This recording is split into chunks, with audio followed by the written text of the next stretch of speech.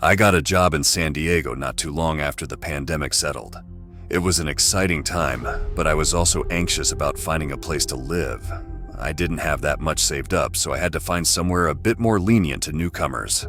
I signed up to all kinds of lists and tenant groups, but most leads were dead in the water. The only places within my price range had a no pets policy, and I couldn't bring myself to rehome my cat Marmalade. Poor thing was just a year old and a complete mama's girl. After weeks of searching, I stumbled upon a landlord with a vacant spot. He hadn't even got the time to list it. All I'd seen was a post about a cheap apartment. I messaged him spontaneously and asked about it. Turns out the previous tenant had passed away. It was on the 4th floor, not too far off Main Street, and surprisingly cheap. Cat-friendly too. He offered me a deal. If I paid for the cleanup crew, the place was mine. I couldn't say no.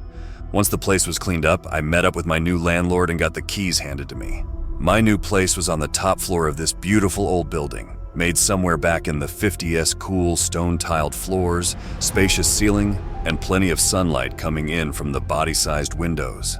There was a sort of French balcony with a little space to smoke, or a mini garden. There was a large living room area, a tiny kitchenette, and a cramped little bedroom on the sunny side. It wasn't much, but I could see myself growing attached to it. You could tell it was old, though. There were all kinds of little quirks. A lock that you had to jiggle, pipes that rumbled a little whenever you took a shower, and you could immediately tell if one of your neighbors were smoking because of the shitty ventilation. It was far from perfect, but for that price, at that location, I couldn't ask for a better deal. And the one thing that dated it more than anything else, however, was the strange 70s wallpaper. This intricate floral pattern covered most of the living room, along with the western wall of the bedroom. A dark gray base color with lines of white, roses, tulips, sunflowers, all in variations of silver and blue. It was beautiful, in a sort of primitive Art Deco kind of way, but you could tell it was old. I promised myself to get it replaced if I were to live there long term. It didn't take long to move in. I didn't have much in the way of furniture, and I didn't really have the money to bring in something new. I figured I'd settle for what little I had for the time being, instead focusing on getting used to my new job. I was working as a full-time consultant for a telecom company, mostly focusing on process management and evaluation. Might not sound that interesting, but you get a lot of wiggle room to really switch things up for the better.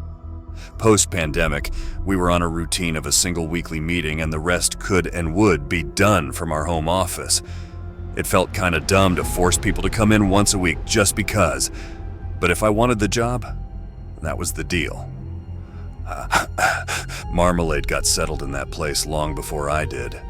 She found a sunny spot next to one of the big windows. I set up a cozy basket for her to snuggle into. I, on the other hand, was having trouble sleeping those first few nights.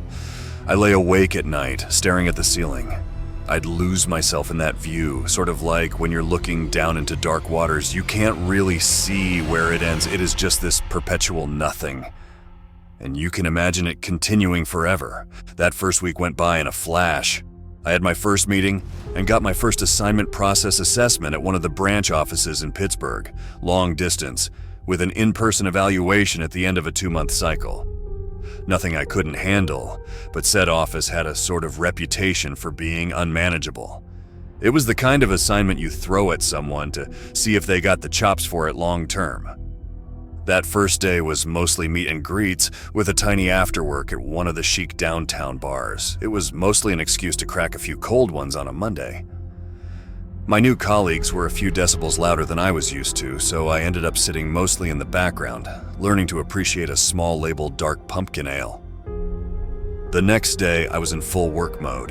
I set up my laptop with a view of my awful wallpaper to make it look a bit more office-like. Marmalade wasn't moving from her new favorite spot by the window, so there were no fluffy tails in the way of my webcam. I had a long talk with the branch manager, along with a few technicians, to just sort of dip my toe in the water. They were all courteous enough, but I could tell they'd been through the ringer a couple of times. This wasn't their first assessment, and it wouldn't be their last. By the end of the day, I was talking with one of the salesmen, a woman named Deirdre. At that point, I'd been in constant Zoom calls for over 4 hours, and my voice was giving out. Deirdre could tell I was exhausted, and we ended up just talking about other things instead. My apartment, my job, my cat. I had to bother Marmalade a bit just to show her off. Deirdre showed off her own feline companion, a 3-year-old ragdoll named Popeye. Ironically, that call ended up being my longest, but it went by the fastest. Deirdre was a gem. I spent most of my time setting up questionnaires and mapping out the overall structure. I was in daily calls, bouncing emails all the way down the supply chain, trying to get a clear picture of the main issues. It was the same old story that I'd heard 100 times before. Management blaming the salesman blaming the warehouse, and the warehouse blaming the technicians. There were little hitches all the way down the road, ranging from dated inventory systems to useless red tape. After the first few days, I started getting into a routine. Ping-ponging between meetings and Excel spreadsheets, Marmalade and I made that apartment into a proper home. Chinese takeout boxes started lining the kitchenette, and I had a few extra talks with Deirdre just to pass the slow hours. I started getting used to that place, even the awful wallpaper. I stopped hearing the rumbling pipes after a while, and the cigarette smoke from the neighbors slowly blended into the background smells.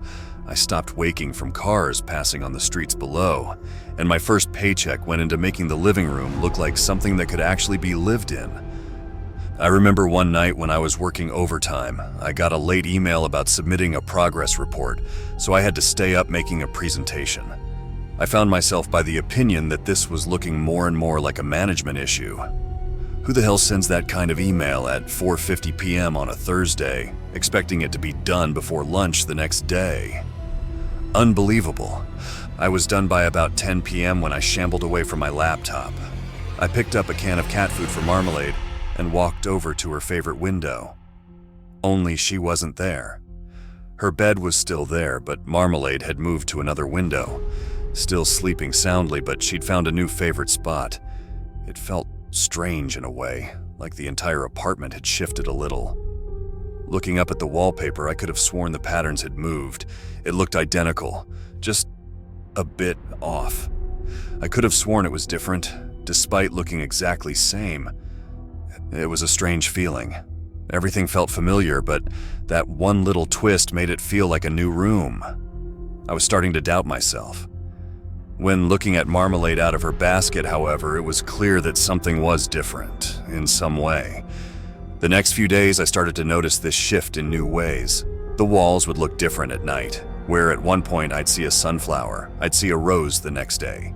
Then again, I wasn't ever really sure, and I chalked it up to me just not paying attention. Marmalade would move from spot to spot, never really sure what her favorite ever was. One night she couldn't settle in at all, instead moving from one window to the next, meowing at me anxiously. That night, as I lay awake, I had my eyes firmly fixed on the wall. I could imagine the patterns moving on their own, the many flowers gently swaying to an invisible wind. It was just that kind of unreal surrealist thought you catch just before you fall asleep, but in that moment I could have sworn it was real, living even. As I closed my eyes, I imagined the dark gray background color to be as deep as an ocean, a darkness stretching into a distant nothing. The next day, as I was making my morning coffee, I noticed something peculiar. I stepped on a dry blue petal. I couldn't explain where it came from. I had no flowers in my apartment, and the ventilation was so shit that it could barely rotate air. Flower petals were out of the question. Marmalade played with it for a while, and I convinced myself that it was just something I dragged in. Still, it reminded me of a flower petal from the blue roses on the wallpaper. It made me anxious, but I couldn't figure out why. What was I even worried about? I couldn't let that thought go for the rest of the day, that I was missing something obvious, or maybe that there really was something to my strange paranoia. So at the end of the day, when I talked to Deirdre, I brought it up. I explained that there was just something inherently creepy about living there, like an uncomfortable thought tickling your neck when you're not looking. Deirdre tried to reassure me, her chuckle coming through my headphones. "It takes time, love," she said. "You just got here. Besides, everything looks strange in the dark." "Yeah, I just can't shake the feeling, you know?" I explained. "Like there's something more to it." "Like what?" I didn't know what to answer. As I stepped into the living room, I noticed Marmalade rolling on the living room carpet, casually playing with another blue petal. Turning on the lights, I could see more of them, over a dozen dry blue petals lining the edge of the wall. Finally, I could tell I wasn't going crazy. This wasn't a one-time deal. That was real. Marmalade didn't seem to mind, though. "I'm gonna have to get back to you," I told Deirdre. Something came up. As the call ended, I started scooping up the petals by hand. The moment my knees hit the floor, there was a power surge. It was all so quick, a flash of black. Marmalade hissed, looking straight past me, and I could hear a rustling noise, like a large animal moving through a bush. As quick as it had come, it went, leaving only a startled cat and my elevated pulse behind. The lights were slapped back on with a click, blinding me. Marmalade retreated to behind the couch while I picked up the rest of the petals. For a moment, I just stood there, staring at the many patterns, petals in hand. I could imagine the gray sinking deeper and deeper, showing me something past the obvious, like one of those images you have to look at cross-eyed to see the truth.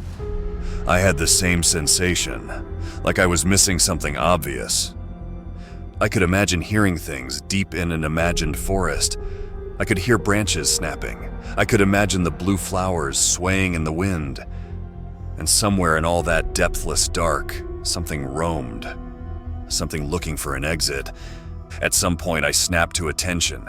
There was a loud electronic noise. An alarm. It was already morning. For some alien reason, I'd been stuck there for hours just staring at the hypnotizing patterns, an entire night's rest. Gone. It wasn't until I stepped away that I realized just how exhausted I really was. My legs had locked on place, keeling me over straight to the stone-tiled living room floor. Marmalade rushed over, worried about this sudden development. I spent a few minutes just sitting there, calming myself down. The ringing from my cell phone was going strong, trying to give me enough time to shower before my first morning meeting. And yet I just sat there, slowly petting my cat. My eyes bobbing in and out of sleep, my body deprived. Where'd I been all night? What had I seen? I barely made it through that day, having a 45-minute nap over lunch. By the time I finished my last interview, I was a shell of my old self, barely conscious. I filled Marmalade's food and water bowl and crawled into bed with all my clothes still on. The moment my eyes closed, I could hear something in the distance. In the half-world between sleeping and waking, I heard breaking branches, owls taking flight, and something large approaching. And despite I knowing I was well and truly alone, my body screamed at me to wake, to have one more look just in case. I did. I forced my eyes open. Something sharp scratched against the stone-tiled floor, something retreating in haste, a trail of dry petals leading right up to the side of my bed. After a night of dreamless sleep, I woke up to choking on something. It took me almost a full minute to cough up a blue petal, several of which had been sprinkled throughout my bed. I could have sworn the wallpaper looked a bit lighter, as if several flowers were looking sparse. The whole wall looked a bit darker. That morning, I'd had enough. I called in sick and brought out my toolbox. I started scraping off the wallpaper piece by piece across the entire apartment. I made a day of it, listening to music as Marmalade looked at me curiously. Every illustrated petal and stem dropped to the floor, cut by cut, like trimming a paper garden. By the end of the day, my wall was laid bare, revealing nothing but black lead-painted concrete underneath. That night, after a long shower, I went to sleep with wallpaper remains still lining the edge of the room. Finally, I could focus. I could look past the hypnotizing patterns. It was done, gone, over. Except it wasn't.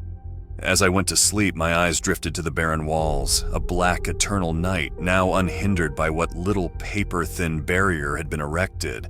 Just looking at it gave me that feeling in my stomach, like I was falling forward. Even closing my eyes felt brighter than staring into it, like it was more than a color, a place. At some point in the night, I heard this loud yowl. Looking up, I could see Marmalade sitting at the edge of my bed, staring straight at the wall, hissing and raising her hackles. Looking straight ahead, I saw something. There, deep in the dark of the bare wall, something moved. I swooped up Marmalade, who clung to my shoulder like a parrot. I threw on my pants, shirt, and got my bag. I'd had enough. I wasn't about to stick around to find out the depths of what was either my own insanity or something unnatural entirely.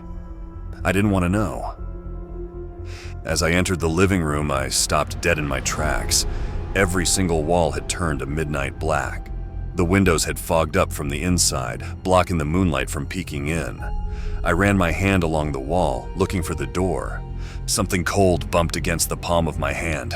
A finger. I recoiled, almost dropping Marmalade in surprise. I couldn't see my door. As I looked around, trying to find my bearings, I slowly came to the realization that nothing was quite as it should. The kitchenette was further away. The windows were further apart. The proportions of the room were off and seemingly shifting every time I blinked. It was as if everything in that darkness was untrue, malleable, subtly shifting as soon as I looked away, and so was I. Looking down at my hands, they'd seemed different with every blink of my eye. They could be older, younger, scarred, masculine. It was impossible to tell. It was just diffuse enough for an anxious mind to fill in the blanks, but it felt like more than that. It wasn't just a fear of the dark. It was the dark changing me. Finally, I fumbled my way to the front door and pulled it open, and there was nothing. Just a solid black nothing. The apartment was getting darker. Even the windows were turning black. The kitchen sink was running, pushing forth dark, nondescript globs, all of which had this peculiar chemical smell. Ammonia. Marmalade was freaking out. She clung to me, digging her claws into my shirt, hissing at something in the dark. Whenever I turned around, the room would look different, swallowed further and further by the night. I could see vague silhouettes, hands reaching forward, some small, some impossibly large. I could imagine creatures the size of skyscrapers, towering forward. Impish little beasts nipping at my heels. I curled into a ball on the floor, clutching Marmalade close to my chest. Together we stared down anything and everything creeping closer. But I was losing. My light was dying. It was all going dark. Then I felt a rumble. I'd forgotten my phone was still in my pants. Bringing it out, I had a new message from Deirdre. The little screen lighting up a little bubble around me. I wasn't even on the floor anymore. I was sitting on a pile of dry grass and blue petals, and I could see the edge of a dead field stretching out around me in all directions. A wind cut through me like cold glass, and there really were things moving out there. Some big, some small, all vague and horrifying, waiting for me to look away long enough to take shape. Hey, hun, I heard you were feeling under the weather, so I just wanted to check in. Get plenty of rest, we'll talk soon. I played it again and again. I filled my head with her voice and my eyes, with what little light the phone struggled to provide. I could feel Marmalade's pulse beating against my neck. Something would brush against me, a light kick against my foot, footsteps rushing past. I saw nothing, but they were there, hidden in the dark. We'll talk soon, Deirdre's message repeated for the 10th time. We'll talk soon. We'll talk soon. I don't know how long I sat there, just waiting for the dark to pass, but nothing came of it. The battery was dying. As it reached the final few percentages of power, there was little left for me to do. The light was shrinking. I couldn't hear Deirdre's message anymore. Marmalade was yowling like crazy, hissing and striking at something unseen. As the screen died, I felt the chill of the world descend on me. In the silence, and I could feel something approaching, something careful and calculated. I couldn't see it, but I could feel it, smiling at me, leering, eager. I was panicking. My skin felt like ice and I couldn't feel my fingers. I held Marmalade close to me, and in a last-ditch effort, I flung my phone into the dark. Glass shattered. I'd thrown it through the window next to the little French balcony. A beam of morning light broke through. I turned around to an empty apartment, the layout exactly as I'd remembered it, the kitchenette still running, torn-down wallpaper lining the edges of the room, Marmalade's favorite bed still by the window, and the many Chinese takeout boxes still left unattended, just as it should be. Except every inch of the room was covered in dry blue flower petals. Needless to say, I didn't stick around for long. I moved out to the branch office where Deirdre worked and ended up staying there. We're still best of friends to this day. I haven't been able to talk to a lot of people about what happened that night. I get the sense that whatever lived in that dark space was just waiting for someone to tear down that barrier, that hedge of flowers and patterns. Something waiting to pull me into a dark place, never to return. Poor Marmalade hasn't been the same ever since. Her fur has turned a matted orange, and she's a lot clingier than before. She's okay though. She's a happy cat, but it'd be a lie to say she hasn't changed. The same can be said about me. It isn't a single obvious thing, but I feel like there are things about me that aren't that same. My eyes look darker, my fingers longer, my teeth sharper and whiter. Just enough for me to notice and remember. In my new place, I sleep with the lights on. I try not to look too closely at the wallpaper, just in case.